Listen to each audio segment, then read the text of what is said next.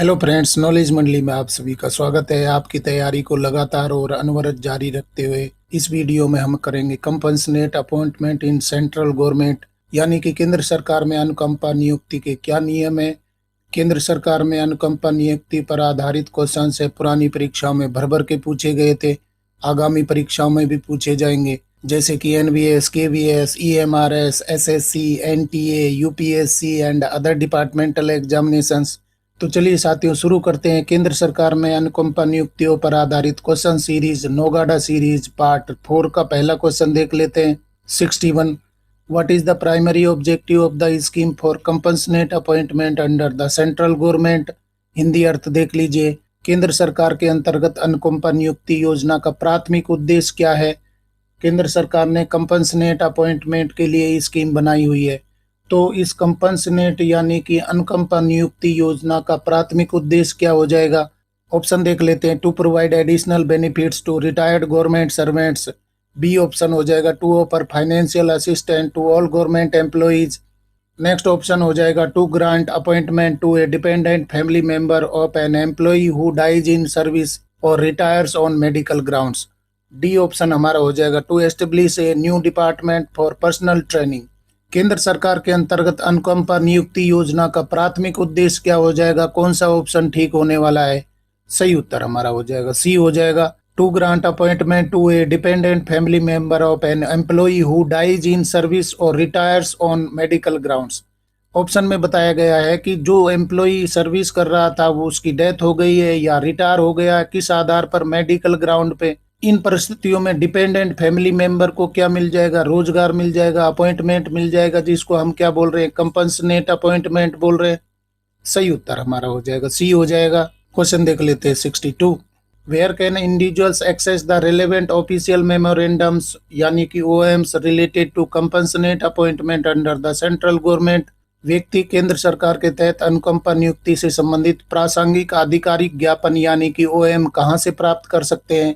अगर केंद्र सरकार में अनुकंपा नियुक्ति से संबंधित कोई आधिकारिक ज्ञापन देखना है, ओएम देखना है, तो कहाँ देख सकते हैं। Department of health and human services, archive section of DoPT's website, ministry of finance official website और स्टेट गवर्नमेंट्स ऑनलाइन पोर्टल। क्या उत्तर ठीक होने वाला है। अनुकंपा नियुक्ति से संबंधित प्रासंगिक आधिकारिक ज्ञापन आप कहाँ से प्राप्त कर सकते हैं। सही उत्तर हमारा हो जाएगा बी हो जाएगा, archive section of DoPT's website. DoPT की वेबसाइट से, आर्चिव सेक्शन से ये ओएम को आप प्राप्त कर सकते हैं। सही उत्तर हमारा हो जाएगा बी हो जाएगा। अगला सवाल देख लेते हैं 63, what circumstances qualifies a family member for compensate appointment under the scheme. कौन सी परिस्थिति परिवार के किसी सदस्य को योजना के तहत अनुकंपा नियुक्ति के लिए पात्र बनाती है। अनुकंपा नियुक्ति के लिए इनमें से कौन सी परिस्थिति ठीक हो जाएगी। ऑप्शन देख लेते हैं। Family members desire to work in the government sector, government servants voluntary retirement request, financial distribution due to the death और medical retirement of the government servant. और डी ऑप्शन हो जाएगा फैमिली मेंबर्स एकेडमिक क्वालिफिकेशंस। किस परिस्थिति में परिवार के किसी सदस्य को योजना के तहत अनुकंपा नियुक्ति है वो दी जा सकती है। सही उत्तर हमारा हो जाएगा सी हो जाएगा, financial distribution due to the death और medical retirement of the government servant. Government employ की डेथ होने पर परिवार के सदस्यों को आर्थिक तंगी झेलनी पड़ती है। इस कारण से साथ में मेडिकल रिटायरमेंट अगर हो गया है, मेडिकली अनफिट हो गया है, और ये मेडिकल अनफिट क्यों हुआ है, सर्विस की वजह से, सर्विस की हार्नेस की वजह से वो मेडिकली अनफिट हो गया है, तो एम्प्लॉय को रिटायर कर दिया जाता है। उन परिस्थितियों में आर्थिक मजबूरियां ना हो, आर्थिक तंगी ना हो, इसलिए क्या दिया जाता है, अनुकंपा नियुक्ति दी जाती है। सही उत्तर हमारा हो जाएगा सी हो जाएगा। अगला सवाल देख लेते हैं 64, how does the scheme for compensate appointment aim to assist families in need. अनुकंपा नियुक्ति योजना का उद्देश्य जरूरतमंद परिवारों की सहायता कैसे करना है। By providing free health care services, by offering educational scholarships to children of government servants, by granting employment opportunities to eligible family members। और डी ऑप्शन हो जाएगा by organizing financial planning workshop। अनुकंपा नियुक्ति योजना का उद्देश्य जरूरतमंद परिवारों की सहायता कैसे प्रदान करना है। सही उत्तर हमारा हो जाएगा सी हो जाएगा, by granting employment opportunities to eligible family members। मतलब कि परिवार के सदस्य हैं वो डिपेंडेंट थे, और किसी कारण से रिटायरमेंट हो गया है, मेडिकल कारण से रिटायरमेंट हो गया एम्प्लॉय का, या उसकी डेथ हो गई है, तो उनको रोजगार के लिए उचित मौका दिया जाएगा। कंपनसेट अपॉइंटमेंट के रूप में उनको एम्प्लॉयमेंट का मौका दिया जाएगा। और ये मौका किसको दिया जाएगा? सिर्फ एलिजिबल फैमिली मेंबर्स को दिया जाएगा। सही उत्तर हमारा हो जाएगा सी हो जाएगा। Move to question number 65। What action should be taken if any errors or omissions are identified in the document on compassionate appointment under central government? केंद्र सरकार के अंतर्गत अनुकंपा नियुक्ति के दस्तावेज में कोई त्रुटि या चूक पाए जाने पर क्या कार्रवाई की जानी चाहिए? कंपसनेट अपॉइंटमेंट के डॉक्यूमेंट में कोई एरर होता है, ओमिशन होता है, तो क्या कार्रवाई करनी चाहिए? ऑप्शन देख लीजिए। Contact the local municipality office, notify the department of personnel and training, submit a complaint to the prime minister's office, ignore the mistakes as they are insignificant. केंद्र सरकार के अंतर्गत अनुकंपा नियुक्ति के दस्तावेज में कोई त्रुटि या चूक पाए जाने पर क्या कार्रवाई की जानी चाहिए? सही उत्तर हमारा हो जाएगा बी हो जाएगा। Notify the department of personnel and training, मतलब कि कोई त्रुटि होती है या कोई चूक होती है दस्तावेजों में, तो इसकी सूचना देनी होगी किसको? डिपार्टमेंट ऑफ पर्सनल और ट्रेनिंग को सूचित करना होगा, जानकारी देनी होगी। सही उत्तर हमारा हो जाएगा बी हो जाएगा। डियर फ्रेंड्स, कंपसनेट अपॉइंटमेंट पर आधारित क्वेश्चन हैं, पुरानी परीक्षाओं में भर भर के पूछे गए थे, आगामी परीक्षा में भी पूछे जाएंगे, क्योंकि ये आपके सिलेबस में रखा गया है। जैसे कि DCAC, principal, vice principal, SO, ASO, OS, UDC, assistant in EMRS, NBS, KVS, SSC, UPSC and other departmental examinations. और कंपसनेट अपॉइंटमेंट के लिए एक बिल्कुल यूनिक सीरीज चल रही है जिसको नाम दिया गया है नोगाडा सीरीज। आप नोगाडा सीरीज के सारे क्वेश्चंस देखिए और अपने कंपसनेट वाले पार्ट को कंप्लीट करिए। नोगाडा सीरीज के क्वेश्चन पसंद आ रहे हैं तो लाइक बटन दबाइए, अपने यार दोस्तों को जरूर बताइए। देख लेते हैं अगला सवाल 66। Which department is responsible for overseeing and managing the scheme for compassionate appointment under central government? केंद्र सरकार के अंतर्गत अनुकंपा नियुक्ति योजना की देखरेख और प्रबंधन के लिए कौन सा विभाग जिम्मेदार है? Department of education and training, department of personnel and training, department of agriculture and rural development, और डी ऑप्शन हो जाएगा department of transportation and infrastructure. कौन सा उत्तर ठीक होने वाला है? केंद्र सरकार के अंतर्गत अनुकंपा नियुक्ति योजना की देखरेख और प्रबंधन के लिए कौन सा विभाग जिम्मेदार हो जाएगा? इस प्रकार के छोटे छोटे क्वेश्चन हैं वो भी पूछ लिए जाते हैं। कौन सा डिपार्टमेंट इसकी देखभाल और प्रबंधन के लिए जिम्मेदार हो जाएगा? सही उत्तर हमारा हो जाएगा बी हो जाएगा department of personnel and training. Department of personal और ट्रेनिंग है अनुकंपा नियुक्ति योजना की देखरेख और प्रबंधन के लिए रेस्पॉन्सिबल हो जाएगा। सही उत्तर हमारा हो जाएगा बी हो जाएगा। अगला सवाल देख लेते हैं 67। Who is eligible for compassionate appointment under the central government scheme? केंद्र सरकार की योजना के तहत अनुकंपा नियुक्ति के लिए कौन पात्र है? बहुत ही जबरदस्त क्वेश्चन है। Any individual who applies for the position, dependent family members of deceased और medically retired government servant, retired armed forces personnel, civil servants with over 30 years of service. केंद्र सरकार की योजना के तहत अनुकंपा नियुक्ति के लिए कौन पात्र हो जाएंगे? सही उत्तर हमारा हो जाएगा बी हो जाएगा dependent family members of deceased और मेडिकली रिटायर्ड गवर्नमेंट सर्वेंट। सरकारी कर्मचारी की अगर मृत्यु हो जाती है तो डिपेंडेंट फैमिली मेंबर्स है उसके लिए एलिजिबल हो जाएंगे। इससे पहले वाले क्वेश्चन में हम चर्चा कर चुके हैं कि सर्विस की वजह से कोई इनएलिजिबिलिटी आ जाती है और उसको रिटायर्ड कर दिया जाता है, तो आर्थिक तंगी से, आर्थिक मुश्किलों से बचाने के लिए कौन सा अपॉइंटमेंट दिया जाता है? किसी भी फैमिली मेंबर को कंपसनेट अपॉइंटमेंट दे दिया जाता है इस स्कीम के तहत। तो इसके लिए पात्र कौन होंगे? डिपेंडेंट फैमिली मेंबर्स होंगे। सही उत्तर हमारा हो जाएगा बी हो जाएगा। अगला सवाल देख लेते हैं 68। What is considered a dependent family member under the compassionate appointment scheme? अनुकंपा नियुक्ति योजना के अंतर्गत आश्रित परिवार सदस्य किसे माना जाएगा? डिपेंडेंट फैमिली मेंबर किसे कहेंगे?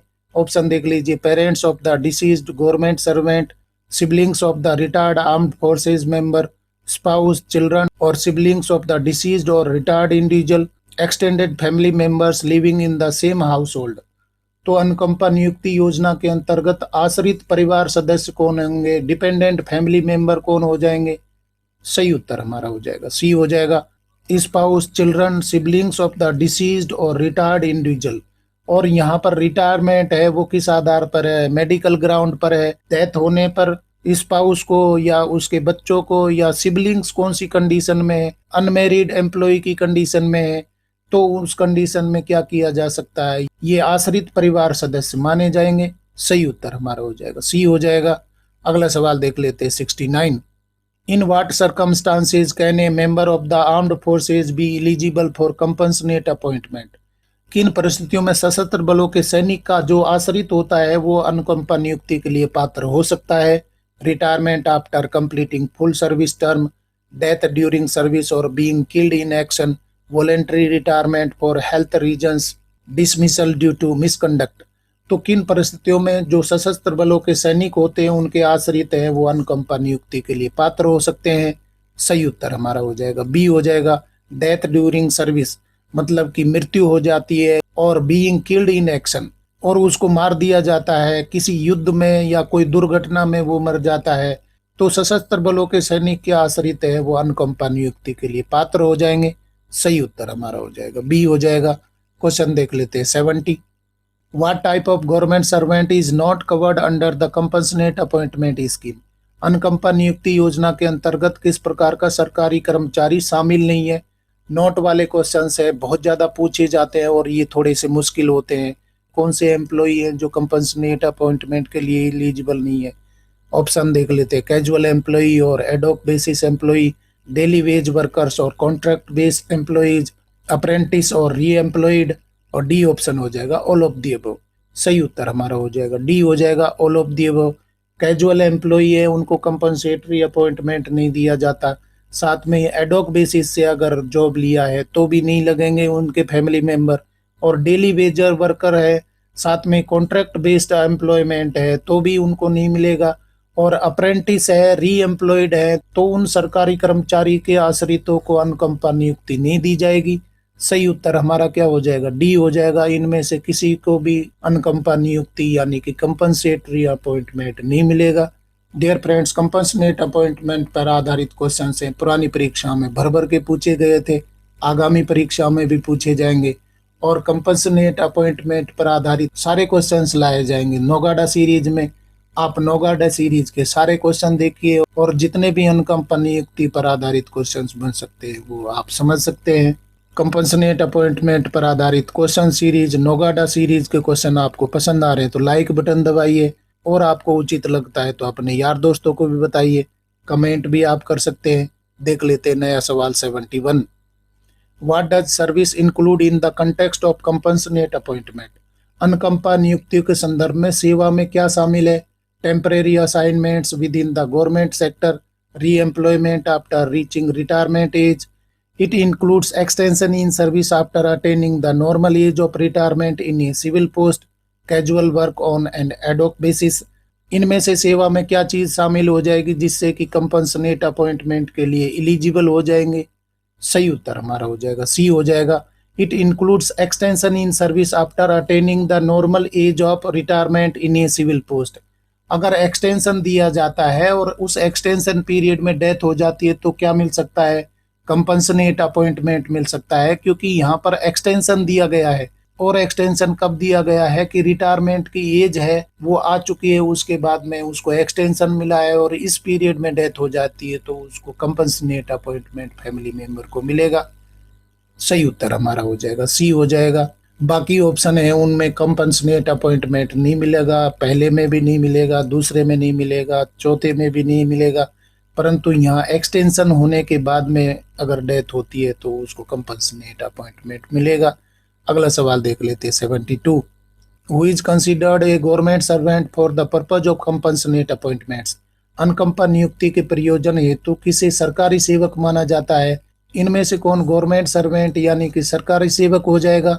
Any individual working for the government regardless of employment status, only those appointed on a regular basis, retired civil servants seeking re-employment opportunities, individuals with specialized skills hired on an ad hoc basis। अनुकंपा नियुक्ति के प्रयोजन हेतु किसे सरकारी सेवक माना जाएगा? गवर्नमेंट एम्प्लॉय माना जाएगा। सही उत्तर हमारा हो जाएगा बी हो जाएगा, only those appointed on a regular basis, जो रेगुलर बेसिस के एम्प्लॉई होते हैं उनको गवर्नमेंट सर्वेंट माना जाएगा और उन्हीं के फैमिली मेंबर को कंपनसेट अपॉइंटमेंट के लिए एलिजिबल माना जाएगा। सही उत्तर हमारा हो जाएगा बी हो जाएगा। Move to question number 73। Under what conditions can a government servant be eligible for compensate appointment if retired on medical grounds? चिकित्सा आधार पर सेवानिवृत्त होने पर कोई सरकारी कर्मचारी किन परिस्थितियों में अनुकंपा नियुक्ति के लिए पात्र हो सकता है? बहुत ही अच्छा क्वेश्चन है। Retired before attaining the age of 55 years, 57 years for group D servants, under rule 2 of the CCS medical examination rules 1957 और rule 38 of the CCS pension rules 1972। B option हो जाएगा regardless of age at retirement due to medical reasons. C option हो जाएगा only if the retirement was due to a work related injury. और D option हो जाएगा if retired before reaching 50 years of age. चिकित्सा आधार पर सेवानिवृत्त होने पर कोई सरकारी कर्मचारी किन परिस्थितियों में अनुकंपा नियुक्ति के लिए पात्र हो सकता है? यहाँ पर सरकारी कर्मचारी का मतलब है कि उसके फैमिली मेंबर हैं, डिपेंडेंट फैमिली मेंबर हैं, वो किन परिस्थितियों में अनुकंपा नियुक्ति के लिए पात्र हो सकते हैं? सही उत्तर हमारा हो जाएगा ए हो जाएगा retired before attaining the age of 55 years, मतलब कि उसका रिटायरमेंट है वो 55 साल की उम्र में हो जाता है और ग्रुप डी एम्प्लॉई है तो 57 ईयर्स की कंडीशन है under rule 2 of CCS medical examinations rule 1957। Option में बताया गया है कि 55 साल की उम्र होने से पहले या 57 ईयर्स ग्रुप डी के कंडीशन में है और ये रिटायरमेंट किस कंडीशन में हो रहा है? Rule 2 of CCS medical examinations 1957 के तहत रिटायर होता है तो कंपनसेट अपॉइंटमेंट के लिए एलिजिबल हो जाएगा। साथ में rule 38 of the CCS pension rules 1972 के तहत रिटायरमेंट होता है। इन दोनों रूल के तहत अगर रिटायरमेंट होते हैं मेडिकल ग्राउंड पे तो उसके फैमिली मेंबर्स हैं वो एलिजिबल हो जाएंगे। तो आपको रूल ध्यान रखना है, rule 2 of CCS medical examinations 1957 और rule 38 of the CCS pension rules 1972 के तहत अगर रिटायरमेंट होता है 55 साल की उम्र प्राप्त करने से पहले या ग्रुप डी के एम्प्लॉई है तो 57 ईयर्स से पहले रिटायर होते हैं तो उनके फैमिली मेंबर्स है अनुकंपा नियुक्ति के पात्र होंगे। सही उत्तर हमारा हो जाएगा ए हो जाएगा। बहुत ही अच्छा क्वेश्चन है, इस प्रकार के क्वेश्चन से वही परीक्षा में पूछे जाते हैं। अगला सवाल देख लेते हैं 74। Which category of individuals is not considered a dependent family member under the compassionate appointment scheme? गजब का क्वेश्चन है। अनुकंपा नियुक्ति योजना के तहत किस श्रेणी के व्यक्तियों को आश्रित परिवार सदस्य नहीं माना जाता है? मैं आपको बार बार बोल रहा हूँ कि नहीं वाले क्वेश्चन से मुश्किल होते हैं। इनमें से 3 है वो सही होते हैं, एक गलत होता है। तो कौन से फैमिली मेंबर हैं जिनको डिपेंडेंट फैमिली मेंबर नहीं माना जाता है कंपनसेट अपॉइंटमेंट के तहत? ऑप्शन देख लेते हैं। Adopted children of the deceased government servant, sibling in the case of unmarried government servant और member of the armed forces, grandparents living with the deceased individual before their death, spouse. कौन सा option ठीक है जहां पर family member में dependent family member नहीं माना गया है? सही उत्तर हमारा हो जाएगा सी हो जाएगा grand parents living with the deceased individual before their death, मतलब कि गवर्नमेंट एम्प्लॉय की डेथ होने से पहले जो ग्रैंड पेरेंट है एम्प्लॉय के साथ में रह रहे थे वो डिपेंडेंट फैमिली मेंबर नहीं माने जाएंगे, बाकी सभी माने जाएंगे। Adopted children of the deceased government servant, मतलब कि सन डॉटर वो शामिल होंगे और अडॉप्टेड चिल्ड्रन भी शामिल होंगे। इसके साथ में sibling in the case of unmarried government servant, अगर बहन भाई है और गवर्नमेंट एम्प्लॉई है वो अनमैरिड था और उसकी डेथ हो जाती है तो वो एलिजिबल माने जाएंगे। और member of the armed forces, उसके अनमैरिड रहते हुए डेथ हो जाती है तो सिबलिंग है वो पात्र होंगे। इसके साथ में स्पाउस होगी। तो 3 ऑप्शन में क्या दिया है, ये सभी पात्र होंगे, परंतु ग्रैंड पेरेंट्स जो गवर्नमेंट एम्प्लॉय के साथ में रह रहे थे वो एलिजिबल नहीं होंगे और जो नहीं है वही हमारा क्या हो जाएगा, उत्तर हो जाएगा। सही उत्तर हमारा हो जाएगा सी हो जाएगा। कंपनसेट अपॉइंटमेंट पर आधारित क्वेश्चन सीरीज नौगाडा सीरीज को आगे बढ़ाते हुए नया सवाल देख लेते हैं 75। What type of employment is explicitly excluded from being covered under compassionate appointments? अनुकंपा नियुक्तियों के अंतर्गत किस प्रकार के रोजगार को स्पष्ट रूप से शामिल नहीं किया गया है? तो फिर से नहीं वाला क्वेश्चन आ गया। अनुकंपा नियुक्तियों के अंतर्गत किस प्रकार के रोजगार को शामिल नहीं किया गया है, स्पष्ट रूप से मना कर दिया गया है। Reemployment after normal retirement age in a civil post, contract based positions with long term commitments, apprenticeship leading to permanent roles in the government sector. और डी ऑप्शन हो जाएगा casual work arrangements for short term projects. अनुकंपा नियुक्तियों के अंतर्गत किस प्रकार के रोजगार को स्पष्ट रूप से शामिल नहीं किया गया है? सही उत्तर हमारा हो जाएगा ए हो जाएगा, reemployment after normal retirement age in a civil post. गजब की बात बताई गई है। कोई व्यक्ति है वो रिटायर हो गया था, उसको री एम्प्लॉयड किया गया है और उस री एम्प्लॉयमेंट के बाद में उसकी डेथ हो जाती है तो कंपनसेट अपॉइंटमेंट उसके फैमिली मेंबर को नहीं मिलेगा। ये स्पष्ट रूप से बोला गया है कंपनसेट रूल में। बाकी है वो हो सकते हैं, परंतु इसके लिए स्पष्ट रूप से बोल दिया गया है कि री एम्प्लॉयमेंट एम्प्लॉई है उसके फैमिली मेंबर को कंपनसेट अपॉइंटमेंट नहीं दिया जाएगा, इसको अलग कर दिया गया है। डियर फ्रेंड्स, नौगाड़ा सीरीज के क्वेश्चन पसंद आ रहे हैं तो लाइक बटन दबाइए और अपने यार दोस्तों को जरूर बताइए। देख लेते हैं अगला सवाल 76। Who among the following would not be eligible for compassionate appointment under the central government scheme? निम्नलिखित में से कौन केंद्र सरकार में अनुकंपा नियुक्ति के लिए पात्र नहीं है? तो मैं बार बार बोल रहा हूँ, नहीं वाले क्वेश्चन से थोड़े से मुश्किल होते हैं, आपको गौर करना है। परीक्षा का ट्रेंड बदला गया है, नहीं वाले क्वेश्चन ज्यादा पूछे जा रहे हैं। ऑप्शन देख लीजिए, a widow whose husband died while serving as a government servant, a son who lost his father in action while serving in the armed forces, a sibling whose brother retired on medical grounds before attaining the age of 55 years, a cousin who was financially dependent on a deceased civil servant। तो निम्नलिखित में से केंद्र सरकार में अनुकंपा नियुक्ति के लिए कौन पात्र नहीं होगा? सही उत्तर हमारा हो जाएगा डी हो जाएगा, a cousin who was financially dependent on a deceased civil servant. बहुत ही अच्छी कंडीशन बताई गई है। कजन है वो नहीं लिया जाएगा, कजन चाहे डिपेंडेंट है तो भी क्या माना जाएगा? फैमिली मेंबर नहीं माना जाएगा, उसको डिपेंडेंट फैमिली मेंबर नहीं मानेंगे, बाकी सभी हो जाएंगे। A widow whose husband died while serving as a government servant, तो अगर गवर्नमेंट सर्वेंट की विडो है तो वो अनुकंपा नियुक्ति की पात्र होगी। A son who lost his father in action while serving in the armed forces, सशस्त्र बलों में रहते हुए किसी बच्चे के पिता की मौत हो जाती है तो वो लड़का क्या हो जाएगा? अनुकंपा नियुक्ति का पात्र होगा। इसके साथ में ये sibling whose brother retired on medical grounds before attaining the age of 55 years, medical ground पे अनमेरिड एम्प्लॉई है, उसके बहन भाई भी हो सकते हैं और वहां पर कंडीशन है कि अनमेरिड है। अनमेरिड रहते हुए 55 साल की उम्र अटेंड करने से पहले ही वो रिटायर हो जाता है मेडिकल ग्राउंड पे, तो उसके सिबलिंग है वो एलिजिबल होंगे। तो तीनों ऑप्शन है वो ठीक है, परंतु कजन है वो उसमें शामिल नहीं होता है। तो सही उत्तर हमारा क्या हो जाएगा? डी हो जाएगा। नेक्स्ट क्वेश्चन देख लेते हैं 77। Which post can be filled through compassionate appointment under the central government? गजब का ही क्वेश्चन है। केंद्र सरकार के कौन से पद अनुकंपा नियुक्ति से भरे जा सकते हैं? Group A post against the direct recruitment quota, group B post against the direct recruitment quota, group C post against the direct recruitment quota, group D post against the direct recruitment quota. तो compensate appointment देना है तो eligible member हैं, dependent member हैं, उनको कौन सी post पर लगाया जा सकता है? सही उत्तर हमारा हो जाएगा सी हो जाएगा, group C post against the direct recruitment Kota.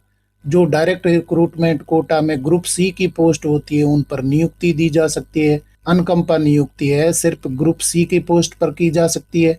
सही उत्तर हमारा हो जाएगा सी हो जाएगा। अगला सवाल देख लेते हैं 78।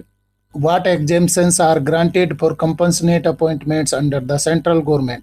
केंद्र सरकार के तहत अनुकंपा नियुक्तियों के लिए क्या छूट दी गई है?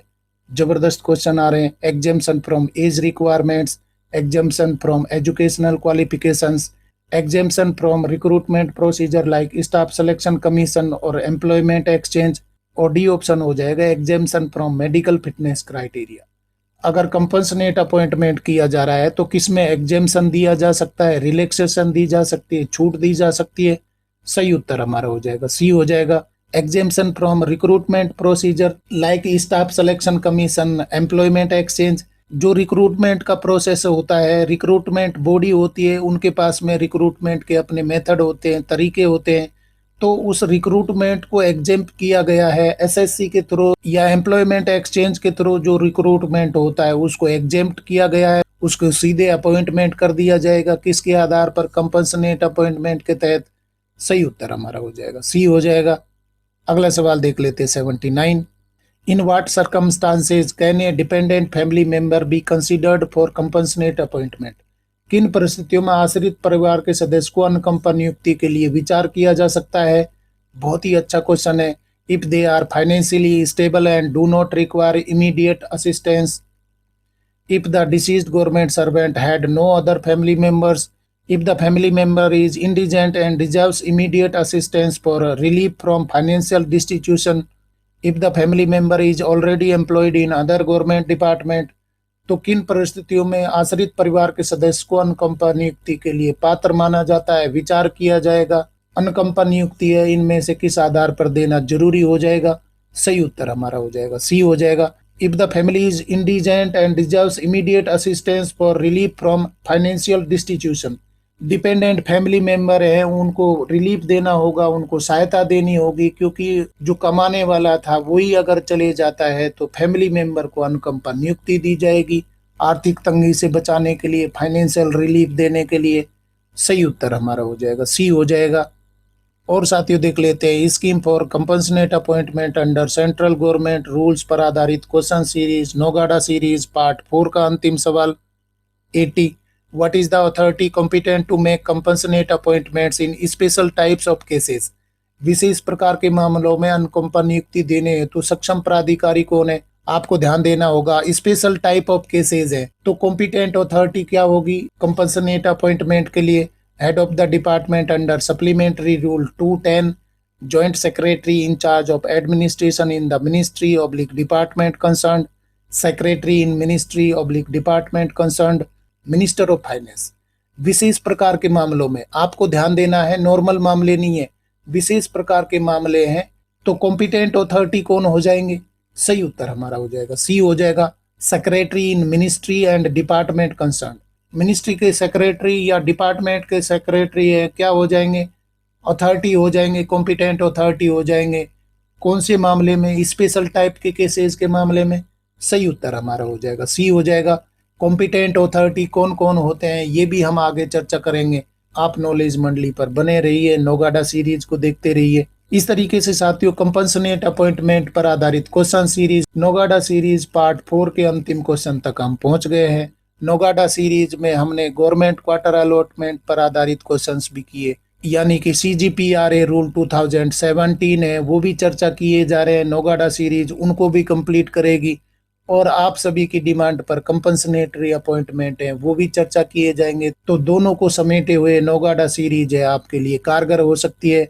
डियर फ्रेंड्स, नॉलेज मंडली ने आपके सिलेबस को चारों ओर से घेरने के लिए बवंडर प्लान बनाया हुआ है, जिसमें सर्विस रूल्स है, एकेडमिक पार्ट और पेपर का जनरल पार्ट भी करवाया जा रहा है। अगर आपने बवंडर प्लान के वीडियो नहीं देखे तो जरूर देखिए। और कंपनसेट अपॉइंटमेंट पर आधारित क्वेश्चन सीरीज नोगाडा सीरीज के क्वेश्चंस आपको पसंद आए हैं तो लाइक शेयर करें और चैनल को सब्सक्राइब करना तो बहुत ही जरूरी है, क्योंकि नॉलेज मंडली is the right choice. Thank you very much.